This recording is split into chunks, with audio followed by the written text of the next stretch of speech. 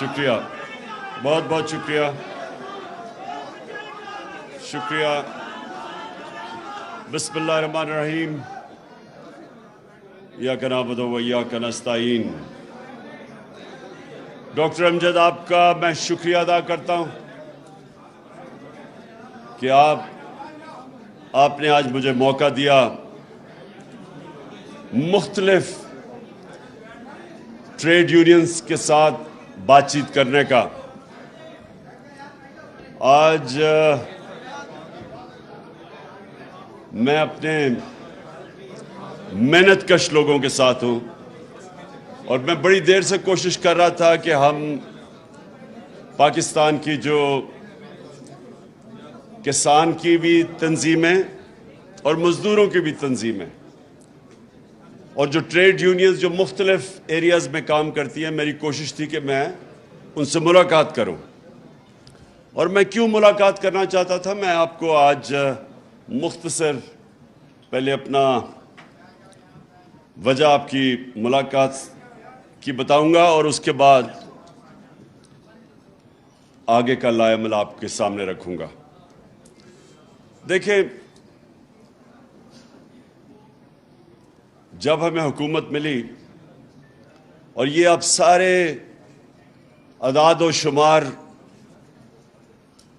جو survey of Pakistan ہر سال چھپتا ہے، اس کے اندر یہ سب دیکھ سکتی ہیں جو میں آپ کو چیزیں بتاؤں گا۔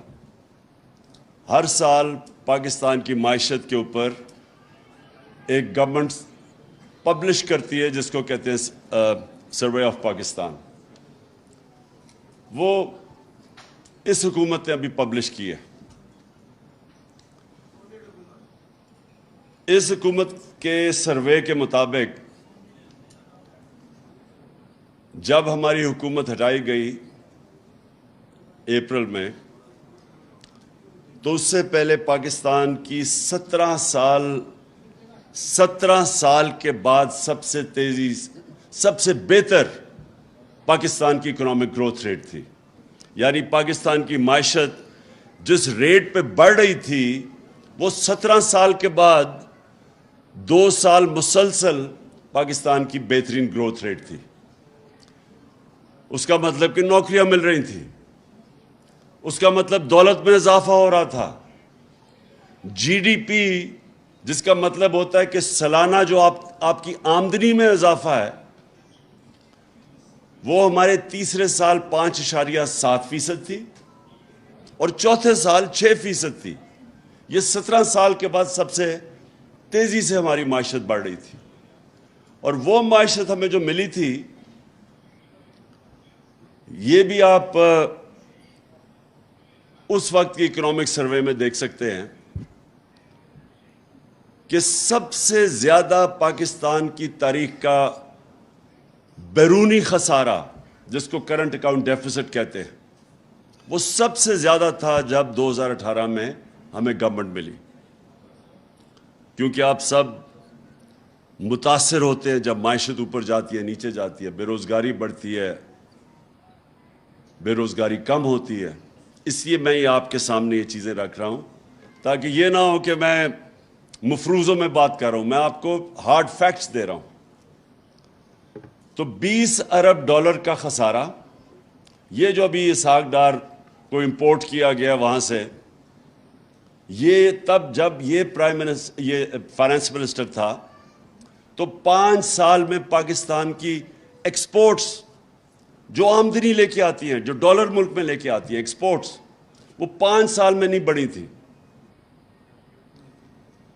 اور ان کے دور میں تیل آدھی قیمت میں تھا۔ جو ہمیں گورنمنٹ ملی، ہمارا تیل رہا $100 سے بھی اوپر گیا انٹرنیشنل مارکیٹ میں۔ ان کے دور میں $50 تھا، تو تیل بھی کم تھا۔ جو اصل ہمیں مشکل پڑتی ہے پاکستان کو، کیونکہ ہم امپورٹ کرتے ہیں تیل، جب وہ عالمی منڈی میں اوپر جاتا ہے تو وہ پھر ساری چیزیں مہنگی کر دیتا ہے۔ بجلی بھی، کیونکہ آدھی تقریباً بجلی تیل سے بنتی ہے، وہ بجلی بھی پھر اوپر چلی جاتی ہے۔ تو ان کے دور میں آدھا تھا، تقریباً $50 کے ارد گرد تیل تھا۔ ہمارے دور میں وہ 103 سے 115 تک بھی گیا. تو تیل بھی آدھا. اس کے باوجود انہوں نے $20 ارب کا بیرونی خسارہ کیا. اور یاد رکھیں بیرونی خسارہ اس کا اصل تقریباً 35% جو ہوتا ہے وہ جاتا ہے تیل یا پیٹرولیم پروڈکٹس کے اوپر. ہمیں سب سے بڑا خسارہ ملے, ہمارے جو ریزروز تھے وہ تقریباً $9 ارب کے تھے. $9 ارب کا مطلب کہ کوئی 6-7 ہفتے کی امپورٹس کے لیے ہمارے پاس پیسہ تھا. اور ہمارا جو اندرونی خسارہ تھا وہ بھی ریکارڈ تھا, بیرونی بھی ریکارڈ, اندرونی بھی ریکارڈ. اور پھر یہ جو ہماری بجلی تھی, انہوں نے جو کانٹریکٹ سائن کیے تھے وہ اس کو کہتے ہیں کیپیسٹی پیمنٹس. انہوں نے جو کانٹریکٹ سائن کیے تھے وہ آپ بجلی خریدیں یا نہ خریدیں آپ کو بجلی کی قیمت دینی پڑتی تھی.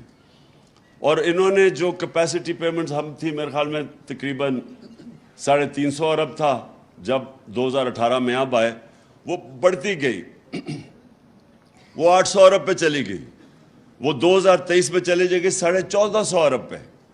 اب ہمارے پاس وہ اتنی بجلی ہم استعمال ہی نہیں کر سکتے. حال یہ ہے کہ ہم وہ بجلی استعمال ہم کر نہیں سکتے لیکن پیسے دینے پڑ رہے ہیں. تو اس کی وجہ سے سرکلر ڈیٹ ایک اور قرضہ چڑھا ہوا تھا. میں صرف یہ آپ کو اس لیے بتا رہا ہوں کہ ان حالات میں بینکرپٹ ملک ہمیں ملا. پہلا سال بڑی مشکلوں سے ہم نے اس کو اسٹیڈی کیا, اسٹیبل کیا. دوسرے سال کرونا آ گیا. ساری دنیا کے اندر صدی میں ایک دفعہ اتنا بڑا ایک ایسا ایک بحران آتا ہے, ساری دنیا میں آیا. اس کے باوجود اور کیونکہ ہم پھر انویسٹمنٹ نہیں لا سکے, کوئی چائنا بند ہو گیا, چائنا 2 سال کے لیے بند ہو گیا, ہمارا اصل ٹریڈنگ پارٹنر چائنا تھا. اس کے باوجود ہمارے تیسرے اور چوتھے سال میں نے کہا ریکارڈ 17 سال کے بعد ہماری بہترین معیشت کی پرفارمنس ہوئی اور ریکارڈ ایکسپورٹس کی ہم نے $33 ارب کی.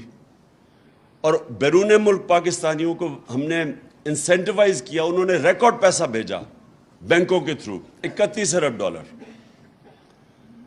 اور کسانوں کی جو ہم نے مدد کی, کسانوں سے کیا ہو رہا تھا, بڑے بڑے شوگر مافیا جو بیٹھے ہوئے تھے یا شوگر ملز, وہ کسان بیچارہ اپنا اس کو اگر ریٹ سیٹ ہوتا تھا مثلا 180 روپے کا اگر ریٹ سیٹ ہوا ہے, تو وہ ملز کیا کرتی تھی, اس کو پہلے تو پیسہ نہیں دیتی تھی سال تک, اور پیسہ دیتی بھی تھی تو اس کو وہ کہتے ہیں کٹوتی کرتی تھی, یعنی اس کو 180 کا ریٹ پہ 120 ملتا تھا اس کو. تو نہ کسان کو پیسہ پورا ملتا تھا نہ ٹائم پہ ملتا تھا. ہم نے قانون بدلا, ہم نے فائنز لیوی کیے کہ فوری طور پہ کسان کو پیسے دیں.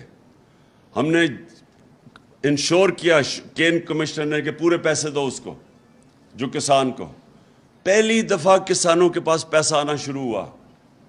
جب کسان کے پاس پیسہ اور بھی ہم نے ایک پورا ایگریکلچر ریفارم پیکج دیا.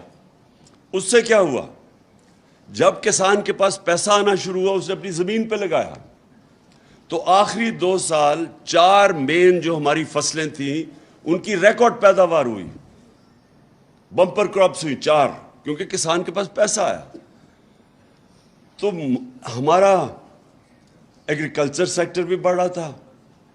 ہماری industry large scale manufacturing industry کتنے سالوں کے بعد 11.5% گروتھ ریٹ اس کی ہوئی. تو اس لیے لارج اسکیل مینوفیکچرنگ جب ہوئی, مزدوروں ہماری ورلڈ بینک کہتا ہے کہ ہمارا سارے برے صغیر میں سب سے زیادہ روزگار پاکستان نے دیا اس ٹائم پہ. کرونا کی وجہ سے بے روزگاری بڑھی. آئی ٹی جو فیوچر ہے پاکستان کی ٹیکنالوجی, آپ کو یہ سمجھنا چاہیے کہ دنیا اب ٹیکنالوجی کی طرف جا رہی ہے. بہت بڑا ایک ریولوشن ہے ٹیکنالوجی کی. تو ٹیکنالوجی میں ہم بالکل ہی ہم آگے بڑھ نہیں رہے تھے. ہندوستان جس نے 2000 میں اس کی $1 ارب ایکسپورٹ تھی ٹیکنالوجی کی, آئی ٹی کی, اس کی آج 140 ارب ڈالر ایکسپورٹ ہے. تو پاکستان کی وہی پھنسی ہوئی تھی. تو ہم 75% ہم نے اپنی ایکسپورٹس انکریز کی آئی ٹی کیونکہ ہم نے ان کی اس سیکٹر کی بھی مدد کی. پر اسمال اور میڈیم انڈسٹری جدھر سب سے زیادہ روزگار ملتا ہے ان کے لیے ہم پورا انسینٹیوائز ان کی ریگولیشن کم کر رہے تھے, جو رکاوٹیں تھیں, ایز آف ڈوئنگ بزنس اس کو کہتے ہیں, تاکہ روزگار ملے لوگوں کو. اس وقت جب ملک اوپر جا رہا تھا, اس کی ہمیں جب موڈیز, یہ جو ایک انٹرنیشنل کریڈٹ ایجنسیز ہوتی ہیں جو فیصلہ کرتی ہیں کہ ملک کی معیشت کی کیا حالات ہیں, اس کے مطابق آپ کو گریڈ کرتی ہیں B-, B+. تو ہم جب آئے تھے موڈیز میں بھی B- تھی, وہ ہم نے اس کو سٹیبل کروایا. ہمارا فیٹف کے اندر گرے لسٹ پہ تھے, وہ ہماری کاوشوں سے وہ ہم فیٹف کی گرے لسٹ سے نکلے, کیونکہ یہ سب نقصان کرتی ہے اپنی معیشت کو. اس کے بعد میں یہ بتا رہا ہوں کہ یہ ہم نے یہ جو بات کرتے ہیں نا کہ پاکستان کا بڑا برا حال تھا جب انہوں نے اکانومی سنبھالی ہے, تو اس کے علاوہ ہم نے 3 بڑی ڈیمز شروع کی پاکستان میں 50 سال کے بعد.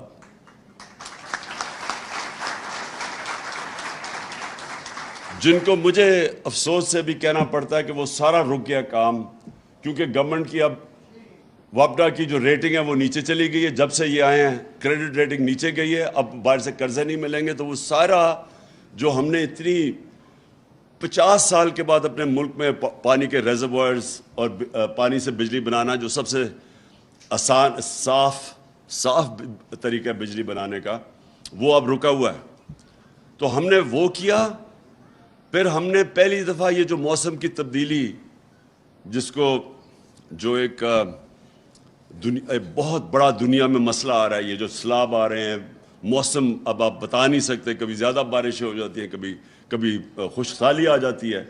تو وہ جو ہم نے پہلی دفعہ پاکستان میں کسی نے کیا, ہم نے جو 1 ارب درخت پہلے پختونخوا میں لگایا, اب 10 ارب درخت کا, جو دنیا نے اکنالج کیا, یہ انٹرنیشنلی اکنالج ہے. اس کے علاوہ میں صرف آپ کو بتانا چاہتا ہوں کہ یہ ملک سے کتنا بڑا جرم ہوا ہے کہ وہ جو گورنمنٹ یہ مشکل سے ملک کو نکال کے, بینکرپٹ ملک کو کرونا کے باوجود جو اوپر لے کے جا رہی تھی. اور پھر یہ بھی میں آپ کو ابھی بتا دوں, ہمارے اوپر 2 فائن ہوئے تھے, 2 کرپشن کیسز ہوئے تھے. ایک کارکے کا رینٹل پاور کا, وہ پاکستان کو 250 ارب روپے کا فائن ہو چکا تھا. اور پھر اس سے بھی بڑا, جو سب سے بڑا تھا, ریکوڈیک, وہ بھی پاکستان کے کیس فائن ایوارڈ ہو چکا تھا, اور وہ پتہ نہیں تقریباً 2000 ارب کا تھا. دونوں ہماری حکومتوں نے, ہم نے ان کو ریزالو کیا. ہم نے پہلے سیٹل کیا کارکے کا, میں نے ترکی کے پریزیڈنٹ اردوغان سے بات کر کے تو ہم نے وہ ختم کیا. اور پھر ہمارے دور پہ نیگوسیشن میں ریکوڈیک, جو کہ بالکل پاکستان کو, جس طرح میں نے کہا, اتنا بڑا وہ 2000 ارب کا فائن پاکستان تو برداشت ہی نہیں کر سکتا تھا, وہ ہم نے سیٹل کیا. اس وقت انہوں نے سازش کر کے گورنمنٹ گرائی. اور گورنمنٹ کیوں گرائی؟ انہوں نے کہا جی بہت مہنگائی ہو گئی ہے. مہنگائی جناب پاکستان میں, مہنگائی مارچز کر دی, اور پتہ نہیں وہ 3-4 لانگ مارچز کر دی مہنگائی کے اوپر. مہنگائی کیا تھی؟ میں بار بار کہتا گیا کہ یہ عالمی مہنگائی ہے, ساری دنیا کے اندر مہنگائی آئی ہوئی ہے. اور اس کے باوجود پاکستان دنیا میں سب سے سستا ملک تھا. ہم نے جو ڈیزل اور پٹرول ہم نے نیچے رکھا ہوا تھا. ہم پہلا ملک تھے جس نے سبسڈائز کیا. ہم نے اور جگہ سے پیسے نکالے اپنے ڈیولپمنٹ فنڈ سے. ہم نے ریکارڈ ٹیکس اکٹھا کیا, اس ٹیکس سے ہم نے اس کو سبسڈائز, جو ہمیں فگرز دی ہوئی تھی. ہم بھی آئی ایم ایف کے پروگرام میں تھے. یہ کہتے ہیں نا جی آئی ایم ایف کی وجہ سے سارے مسئلے ہوئے, ہم تو آئی ایم ایف کے ساتھ 2.5 سال تھے, ہم بھی آئی ایم ایف کے پروگرام میں تھے. اس کے باوجود ہم نے پٹرول اور ڈیزل سارے بر صغیر میں سب سے سستا پاکستان میں تھا, ہم نے سبسڈائز کیا ہوا تھا. ہم نے بجلی 16 روپے یونٹ تھی, ہم نے اس کے اوپر بھی 5 روپے سبسڈی دی ہوئی تھی. تو انہوں نے کیا کیا؟ کہا کہ جناب یہ مہنگائی روکنے کے لیے آئے ہیں. 50 سال میں آج سب سے زیادہ مہنگائی ہے پچھلے 5 مہینوں میں. 50 سال میں اتنی مہنگائی نہیں ہوئی. सारे महंगाई के रिकॉर्ड टूट गए हैं। और तो और छोटे जो सीधी आटा जो आम आदमी का, वो दुगनी हो गई है उसकी कीमत, 100 रुपए किलो से ऊपर चला गया। चावल दुगने हो गए हैं।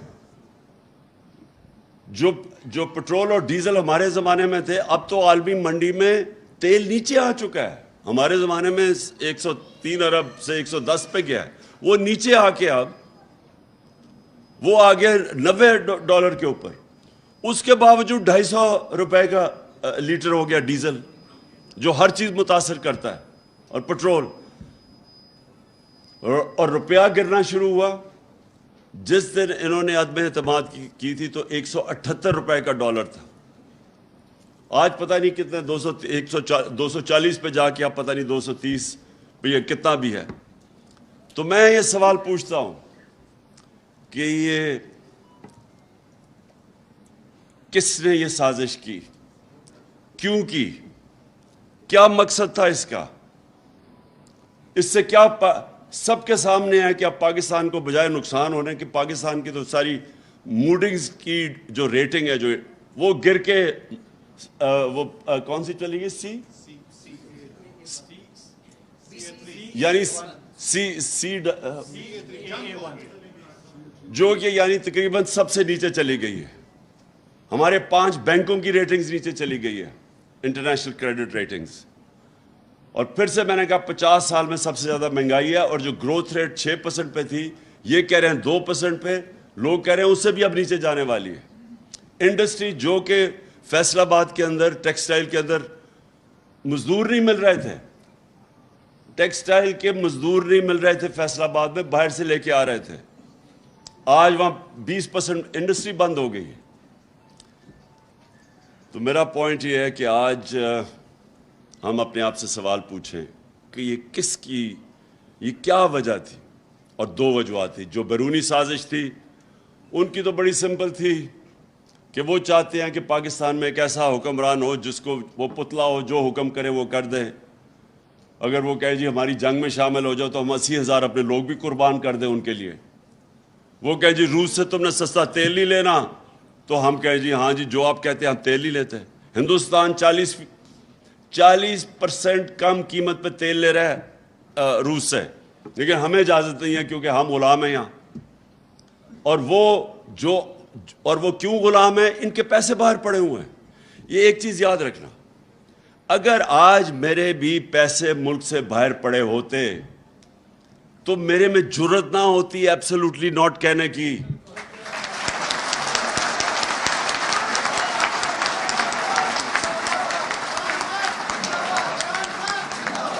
क्योंकि वो जब चाहे मेरे पैसे जब्त कर सकते हैं।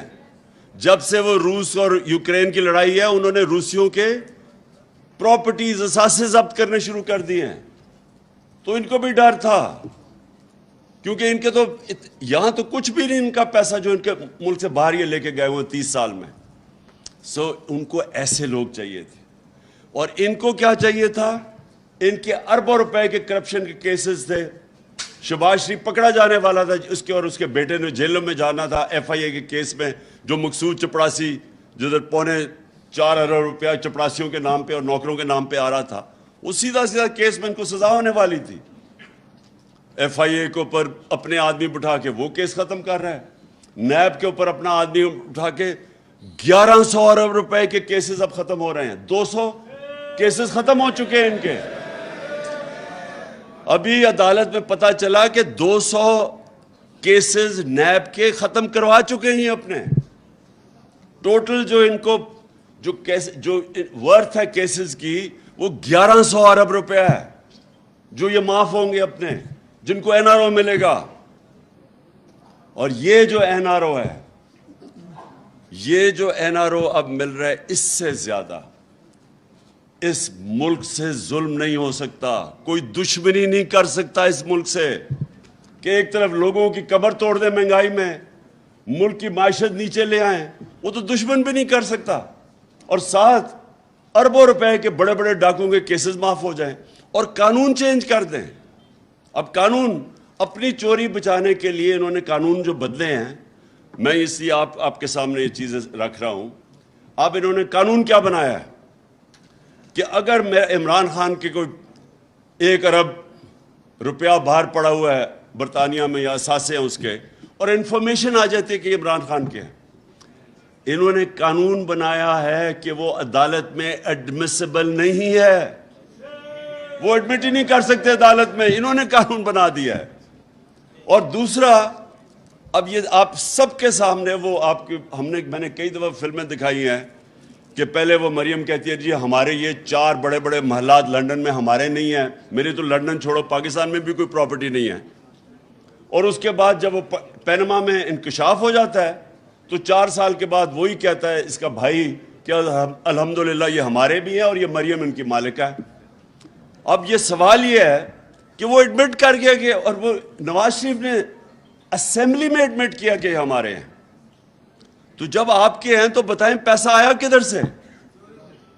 اور وہ کیا کہہ رہا ہے, وہ جج نیب والے سے پوچھ رہا ہے کہ بتائیں جناب آپ بتا سکتے ہیں کہ یہ نواز شریف کا ہے یا نہیں؟ اسے کہا جی میں نہیں بتا سکتا کیونکہ وہاں بھی میچ تو فکس ہوا تھا, اپنا نیب کا ہیڈ رکھ دیا انہوں نے. اس نے کہا جی نہیں میں نہیں بتا سکتا, چلو جی بری ہو گئے. یعنی دنیا میں ایسا مذاق ہوتا ہے کہ ہر پبلک آفس ہولڈر کے لیے ساری دنیا میں قانون ہے. میں اگر پبلک آفس ہولڈر ہوں اور میرے اثاثے میری آمدنی سے زیادہ ہیں تو میری ذمہ داری ہے بتاؤ کہ پیسہ کدھر سے آیا ہے. میں تو پبلک آفس ہولڈر نہیں تھا جب میں کرکٹ کھیلتا تھا, آج سے 35-36 سال پہلے جب میں نے لنڈن میں اپنا فلیٹ لیا تو میں تو پبلک آفس ہولڈر نہیں تھا, میں تو پاکستان کا ٹیکس ریزیڈنٹ نہیں تھا کیونکہ 6 مہینے میں ادھر کرکٹ کھیلتا تھا, 6 مہینے ٹور کرتا تھا دنیا میں. اس کے باوجود عدالت نے میرے سے جو سوال پوچھا کہ کدھر سے وہ پیسہ آیا, کدھر سے آمدنی, 40 سال پرانے کانٹریکٹ میں نے دکھائے ان کو کہ کدھر سے میرے سے پیسہ آیا, میں نے لنڈن, اور وہ فلیٹ بیچ کے پاکستان پیسہ لے کے آیا. یعنی تو میں اس لیے آپ کو کہہ رہا ہوں کہ اگر ایک کرکٹر اپنی ساری source of income money trail دے سکتا ہے تو جو 3 دفعہ ملک کا پرائم منسٹر ہے وہ کیسے نہیں دے سکتا؟ اس کے اوپر تو ذمہ, وہ تو سب سے سپریم عہدہ, وہ کیسے نہیں بتا سکتا کہ میری پراپرٹیز باہر کیسی ہے, میری بیٹی, وہ اس کے پاس تو کوئی ذریعہ معاش تھا ہی نہیں کہ وہ اتنے بڑے فلیٹ لے سکتی. تو اس کا مطلب اس کے چوری کے پیسے بیٹی کے نام پہ لے لیا, اور اس کو اگر آپ بری کر دیتے ہیں تو اس کا مطلب کہ وائٹ کالر کرائم کو پاکستان میں آپ پکڑ نہیں سکتے. اس کا مطلب کہ میں بڑا طاقتور چور ہوں اور میں یہاں سے پیسے چوری کرا کے ملک سے باہر بھیج دوں, کوئی مجھے نہیں پکڑ سکے گا. انہوں نے قانون ہی بدل دیا ہے, انہوں نے لائسنس دے دیا ملک کو ڈاکہ مارنے کا, اور صرف اب چھوٹا چور پکڑا جائے گا, بڑا ڈاکو نہیں پکڑا جائے گا جو انہوں نے قانون بنائے. اس لیے میں یہ ساری اپنی قوم کو کہہ رہا ہوں کہ آپ تیار ہوں کہ دیکھیں اس سے بڑی ناانصافی کسی بنانا ریپبلکس میں نہیں ہے, غریب ملکوں میں ایسی ناانصافی نہیں ہے. کوئی کسی غریب ملک بھی 10 دفعہ سوچتے ہیں کہ اتنا شرمناک قانون ہم نہیں بنا سکتے کہ اب چوری کو اجازت دے دو, طاقتور کی چوری کو اجازت دے دو. اس لیے میں کال دے رہا ہوں اپنی قوم کو کہ یہ آپ نے, اگر آپ, وہ اللہ کا فرمان ہے, جہاد ہے ظلم کے سامنے کھڑا ہونا اور ناانصافی کے. وہ حضرت علی رضی اللہ تعالیٰ کا قول ہے کہ کفر کا نظام چل جائے گا لیکن ناانصافی کا نظام نہیں چل سکتا, یہ نظام نہیں چل سکتا. تو میں اب آپ کو اچھا, اور سارے آپ یونینز کو میں صرف یہ کہنا چاہتا ہوں کہ دیکھیں اگر ملک میں روزگار ہوگا تو یونینز کے پاس بارگننگ پاور ہوگی نا. اگر بے روزگاری ہوگی جو یہاں بڑھتی جا رہی ہے, اب جب گروتھ ریٹ نیچے گر رہی ہے تو اس کا مطلب بے روزگاری بڑھتی جا رہی ہے. تو جب بے روزگاری اور بھوک ہوگی تو آپ کا تو سارا انفارمل سیکٹر میں آپ کا ورکر چلا جائے گا, وہ تو جو پیسے دے گا وہ اس کو لینے کے لیے تیار ہو جائے گا. تھوڑی اگر 25,000 منیمم ویج ہے تو وہ تو 10,000 پہ بھی کام کرے گا بھوکا آدمی. اس لیے اگر یہ بحران بڑھتا جائے گا تو اب سب افیکٹ ہیں اور مہنگائی بڑھتی جائے گی. اب اس مہنگائی کے اندر مجھے بتائیں, جو بجلی 16 روپے یونٹ ہمارے پاس تھی, اب 36 روپے یونٹ آفیشیل ہے, ٹیکس لگا کے 50 روپے یونٹ پہ پہنچ گئی ہے. ابھی لوگوں کے پاس بجلی کے بل آئیں گے, بتائیں کون بجلی کا بل دے گا؟ جو تنخواہ دار طبقہ وہ تو مارا گیا. سارا تنخواہ دار طبقہ آج اس مہنگائی میں مارا جا رہا ہے. اس لیے آپ نے سب نے, اچھا اگر برا وقت آتا تو چلو سارا ملک مل کے قربانیاں دے. یہ بڑے بڑے ڈاکو اپنے اربوں روپے کے کیسز معاف کروا رہے ہیں اور قوم کو کہہ رہے ہیں قربانی دو. اس ناانصافی کے خلاف میں نے آپ سب کو کال دوں گا. یہ ذرا حلف سب آپ نے کھڑے ہو کے یہ میرے ساتھ حلف لینا ہے. ہاتھ کھڑا کر لیجئے گا. بسم اللہ الرحمن الرحیم. بسم اللہ الرحمن الرحیم. ہم حلف اٹھاتے ہیں کہ ہم پاکستان کے آئین کی ہمیشہ پاسداری کریں گے. ہم پاکستان کی خود مختاری کا اور پاکستان کی خود مختاری کا تحفظ کریں گے. کہ ہم کبھی بھی اللہ کے سوا کسی کے سامنے نہیں جھکیں گے. اور ہم پاکستان کی حقیقی آزادی کے اس جہاد میں آخر تک عمران خان کے شانہ بشانہ جد و جہد کریں گے اور ہر قسم کی قربانی کے لیے تیار رہیں گے. اللہ ہم سب کا حامی و ناصر ہو. بہت بہت شکریہ. آمین.